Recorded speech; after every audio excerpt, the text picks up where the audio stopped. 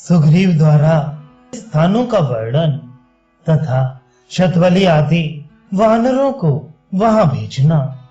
इस प्रकार अपने ससुर को पश्चिम दिशा की ओर जाने का संदेश दी। सर्वज्ञ सर्व वानर शिरोमणि वानरेश्वर राजा सुग्रीव अपने हितैषी शतवली नामक वीर वानर से श्री रामचंद्र जी के हित की बात बोली। पराक्रमी वीर, तुम अपने ही समान 1,00,000 वनवासी वानरों को जो यमराज के बेटे हैं साथ लेकर अपने समस्त मंत्रियों सहित उस उत्तर दिशा में प्रवेश करो जो हिमालय रूपी आभूषणों से विभूषित है, और वहां सब ओर यशस्विनी श्री राम पत्नी सीता का अन्वेषण करो।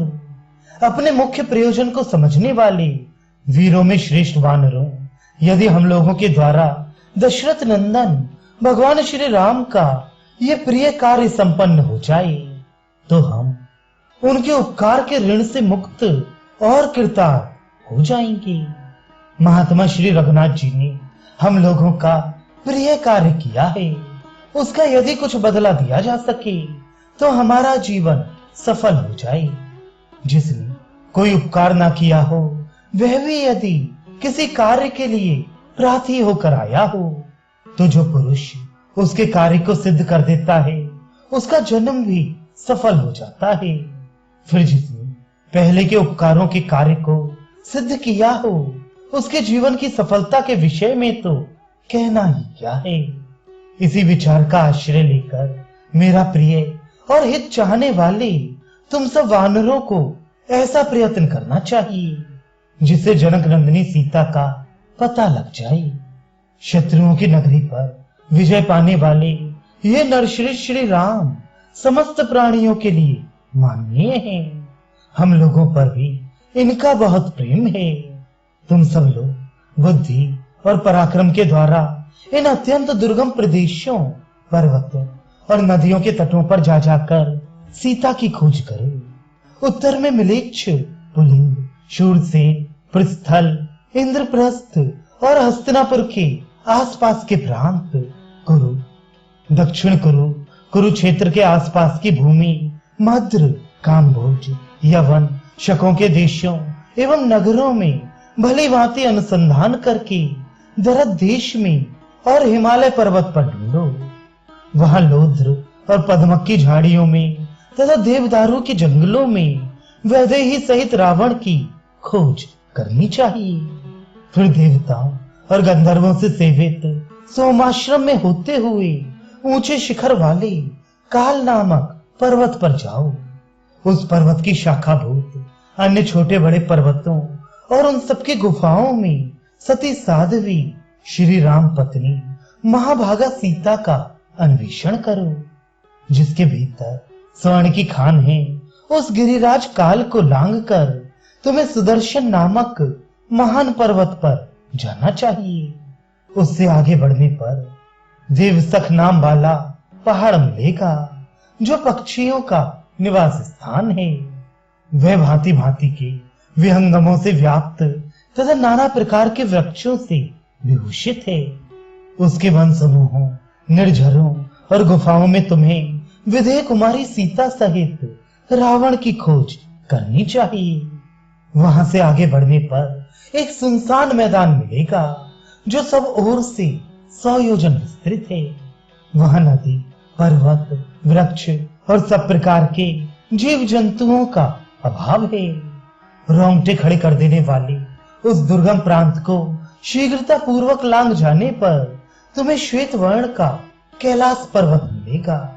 वहां पहुंचने पर तुम सब लोग हर्ष से खेल उठोगे। वही विश्वकर्मा का बनाया हुआ कुबेर का रमणीय भवन है जो श्वेत बादलों के समान प्रतीत होता है। उस भवन को जाम्बू नद नामक स्वर्ण से विभूषित किया गया है। उसके पास ही एक बहुत बड़ा सरोवर है जिसमें कमल और उत्पल प्रचुर मात्रा में पाए जाते हैं। उसमें हंस और कारंडव आदि जल पक्षी भरे रहते हैं तथा अप्सराएं उसमें जल क्रीड़ा करती हैं। वहां यक्षों के स्वामी विश्रवा कुमार श्रीमान राजा कुबेर जो समस्त विश्व के लिए वंदनीय और धन देने वाले हैं, गुहकों के साथ विहार करते हैं। उस कैलाश के चंद्रमा की भांति उज्जवल शाखा पर्वतों पर तथा उनकी गुफाओं में सब ओर घूम फिरकर तुम्हें सीता सहित रावण का अनुसंधान करना चाहिए। इसके बाद क्रौंचगिरी पर जाकर वहां के अत्यंत दुर्गम विवर रूप गुफा में, जो स्कंद की शक्ति से पर्वत के विदीर्ण होने के कारण बन गई है, तुम्हें सावधानी के साथ प्रवेश करना चाहिए, क्योंकि उसके भीतर प्रवेश करना अत्यंत कठिन माना गया है। उस गुफा में सूर्य के समान तेजस्वी महात्मा निवास करते हैं। उन देव स्वरूप महर्षियों की देवता लोग भी अव्यर्थ न करते हैं। क्रौंच पर्वत की और भी बहुत सी गुफाएं, अनेकानेक चोटियां, शिखर कंदराएं तथा ढालू प्रदेश हैं। उन सब में सब और घूम फिरकर तुम्हें सीता और रावण का पता लगाना चाहिए। वहां से आगे वृक्षों से रहित मानस नामक शिखर है, जहां शून्य होने के कारण कभी पक्षी तक नहीं जाते हैं। कामदेव की तपस्या का स्थान होने के कारण वह क्रौंच शिखर कामशैल के नाम से विख्यात है। वहां भूतों, देवताओं तथा राक्षसों का भी कभी जाना नहीं होता है। शिखरों, घाटियों और शाखा पर्वतों सहित समूचे क्रौंच पर्वत की तुम लोग छानबीन करना। क्रौंचगिरी को लांघकर आगे बढ़ने पर मैनाक पर्वत मिलेगा। वहां मयदानव का घर है, जिसे उसने स्वयं ही अपने लिए बनाया है। तुम लोगों को शिखरों, चौरस मैदानों और कंदराओं सहित मैनाक पर्वत पर भली भांति सीता जी की खोज करनी चाहिए। वहां यत्र तत्र घोड़े के से मुंह वाली किन्नरियों के निवास स्थान है। उस प्रदेश को लांघ जाने पर सिद्ध सेवित आश्रम मिलेगा। उसमें सिद्ध, वैखानक तथा बाल खिल्ले नामक तेजस्वी निवास करते हैं। तपस्या से उनके पाप धुल गए हैं। उन सिद्धों को तुम लोग प्रणाम करना और विनीत भाव से सीता का समाचार पूछना। उस आश्रम के पास वैखानस सर के नाम से प्रसिद्ध एक सरोवर है, जिसका जल स्वर्ण में कमलों से आच्छादित रहता है।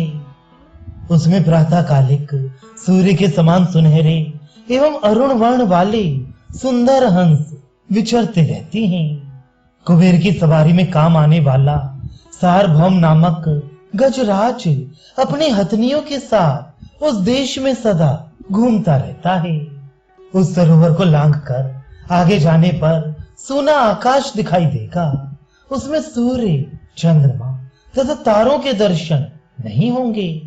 वहां ना तो मेघों की घटा दिखाई देगी और ना उनकी गर्जना ही सुनाई पड़ेगी। तथापि उस देश में ऐसा प्रकाश छाया होगा मानो सूर्य की किरणों से ही वह प्रकाशित हो रहा है। वहां अपनी ही प्रभा से प्रकाशित तप सिद्ध देवोपम महर्षि विश्राम करते हैं। उन्हीं के अंग प्रभा से उस देश में उजाला छाया रहता है। उस प्रदेश को लांघकर आगे बढ़ने पर शैलोदा नाम वाली नदी का दर्शन होगा। उसके दोनों तटों पर कीचक बांस है। ये बात प्रसिद्ध है।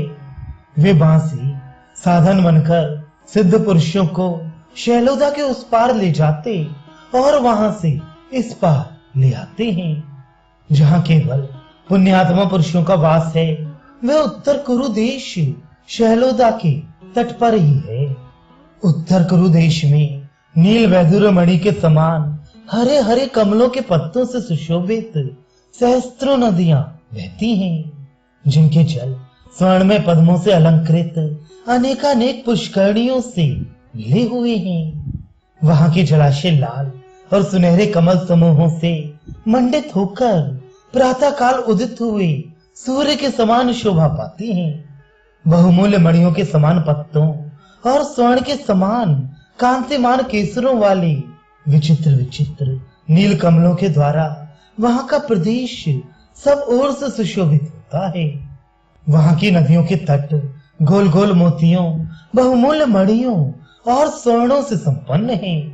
इतना ही नहीं, उन नदियों के किनारे संपूर्ण रत्नों से युक्त विचित्र विचित्र पर्वत भी विद्यमान हैं, जो उनके जल के भीतर तक घुसे हुए हैं। उन पर्वतों में से कितने ही स्वर्णमय हैं, जिनसे अग्नि के समान प्रकाश फैलता रहता है। वहां के वृक्षों में सदा ही फल फूल लगे रहते हैं, उन पर पक्षी चहकते रहते हैं। वे वृक्ष दिव्य गंध, दिव्य रस और दिव्य स्पर्श प्रदान करते हैं तथा प्राणियों की सारी मनचाही वस्तुओं की वर्षा करते हैं।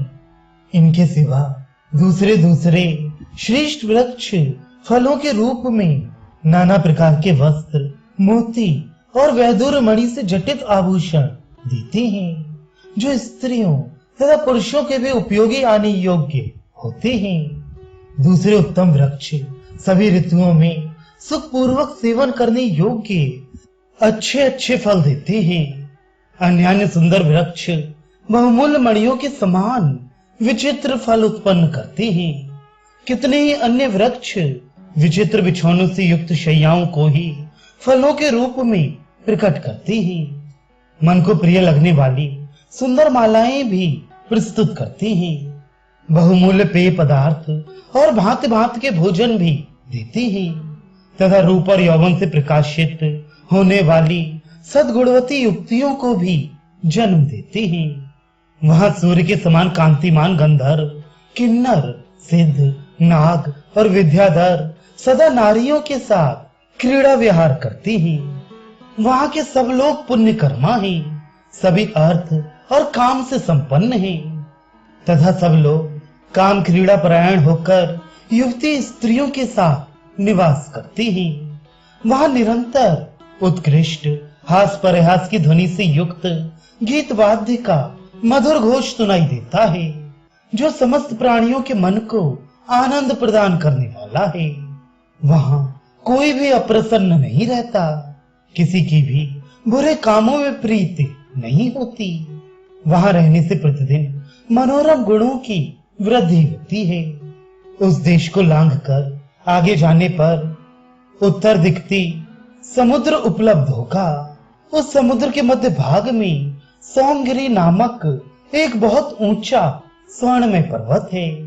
जो लोग स्वर्ग लोक में गए हैं वे तथा इंद्रलोक और ब्रह्मलोक में रहने वाले देवता उस गिरिराज सोमगिरी का दर्शन करते हैं। वह देश सूर्य से रहित है, तो भी सोमगिरी की प्रभा से सदा प्रकाशित होता रहता है। तपते हुए सूर्य की प्रभा से जो देश प्रकाशित होते हैं, उन्हीं की भांति उसे सूर्य देव की शोभा से संपन्न सा जानना चाहिए। वह विश्वात्मा भगवान विष्णु एकादश रुद्रों के रूप में प्रकट होने वाले भगवान शंकर तथा ब्रह्म ऋषियों से घिरे हुए देवेश्वर ब्रह्मा जी निवास करते हैं।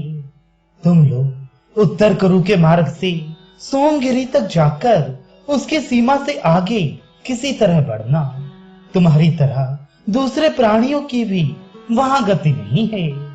वह सोमगिरी देवताओं के लिए भी दुर्गम है, अतः उसका दर्शन मात्र करके तुम लोग शीघ्र लौट आना। श्रेष्ठ वानरों, बस उत्तर दिशा में इतनी ही दूर तक तुम सब वानर जा सकते हो। उसके आगे ना तो सूर्य का प्रकाश है और ना किसी देश आदि की सीमा ही। अतः आगे की भूमि के संबंध में मैं कुछ नहीं जानता। मैंने जो जो स्थान बताए हैं उन सब में सीता की खोज करना, और जिन स्थानों का नाम नहीं लिया है वहां भी ढूंढने का ही निश्चित विचार रखना। अग्नि और वायु के समान तेजस्वी तथा बलशाली वानरों, विधेय नंदिनी सीता के दर्शन के लिए तुम जो जो कार्य या प्रयास करोगे उन सबके द्वारा दशरथ नंदन भगवान श्री राम का महान प्रिय कार्य संपन्न होगा तथा उसी से मेरा भी प्रिय कार्य पूर्ण हो जाएगा। वानरों, श्री रामचंद्र जी का प्रिय कार्य करके जब तुम लौटोगे तब मैं सर्वगुण संपन्न एवं मनोनुकूल पदार्थ के द्वारा तुम सब लोगों का सत्कार करूंगा। तत्पश्चात तुम लोग शत्रुहीन होकर अपने हितैषियों और बंधु बांधवों सहित कृतार्थ एवं समस्त प्राणियों के आश्रयदाता होकर अपनी प्रियतमाओं के साथ सारी पृथ्वी पर सानंद विचरण करोगे। सुग्रीव